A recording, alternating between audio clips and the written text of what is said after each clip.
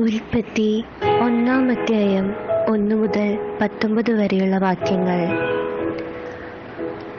ആദിയിൽ ദൈവം ആകാശവും ഭൂമിയും സൃഷ്ടിച്ചു. ഭൂമി പാഴായും ശൂന്യമായും ഇരുന്നു. ആഴത്തിന്മീതെ ഇരുൾ ഉണ്ടായിരുന്നു. ദൈവത്തിൻ്റെ ആത്മാവ് വെള്ളത്തിന്മീതെ പരിവർത്തിച്ചു കൊണ്ടിരുന്നു. വെളിച്ചമുണ്ടാകട്ടെ എന്ന് ദൈവം കൽപ്പിച്ചു. വെളിച്ചമുണ്ടായി. വെളിച്ചം നല്ലത് എന്ന് ദൈവം കണ്ടു. ദൈവം വെളിച്ചവും ഇരുളും തമ്മിൽ വേർപിരിച്ചു. ദൈവം വെളിച്ചത്തിന് പകൽ എന്നും ഇരുളിന് രാത്രി എന്നും പേരിട്ടു. സന്ധ്യയായി ഉഷസ്സുമായി 1-ാം ദിവസം.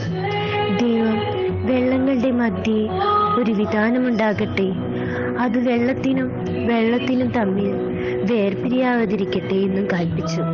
വിധാനമുണ്ടാക്കിയിട്ട് ദൈവം വിധാനത്തിന് കീഴുള്ള വെള്ളവും വിധാനത്തിന് മീതെയുള്ള വെള്ളവും തമ്മിൽ വേർപിരിച്ചു. അങ്ങനെ സംഭവിച്ചു. ദൈവം വിധാനത്തിന് ആകാശം എന്ന് പേരിട്ടു. സന്ധ്യയായി ഉഷസ്സായി 2-ാം ദിവസം. ദൈവം ആകാശത്തിന് കീഴുള്ള വെള്ളം ഒരു സ്ഥലത്ത് കൂടട്ടെ, ഉണങ്ങിയ നിലം കാണട്ടെ എന്ന് കൽപ്പിച്ചു. അങ്ങനെ സംഭവിച്ചു. ഉണങ്ങിയ നിലത്തിന് ദൈവം ഭൂമി എന്ന്, വെള്ളത്തിന് കൂട്ടത്തിന് സമുദ്രം എന്നും പേരിട്ടു. നല്ലത് എന്ന് ദൈവം കണ്ടു.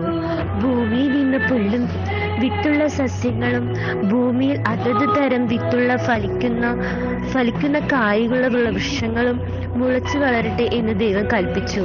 അങ്ങനെ സംഭവിച്ചു. ഭൂമിയിൽ നിന്നു പുല്ലും അതത് തരം വിത്തുള്ള ഫലം കായ്ക്കുന്ന വൃക്ഷങ്ങളും മുളച്ചു വന്നു. നല്ലത് എന്ന് ദൈവം കണ്ടു. സന്ധ്യയായി ഉഷസ്സായി 3-ാം ദിവസം. പകലും രാവും തമ്മിൽ വേർപിരിക്കാൻ ആകാശവിധാനത്തിൽ വെളിച്ചങ്ങൾ ഉണ്ടാകട്ടെ.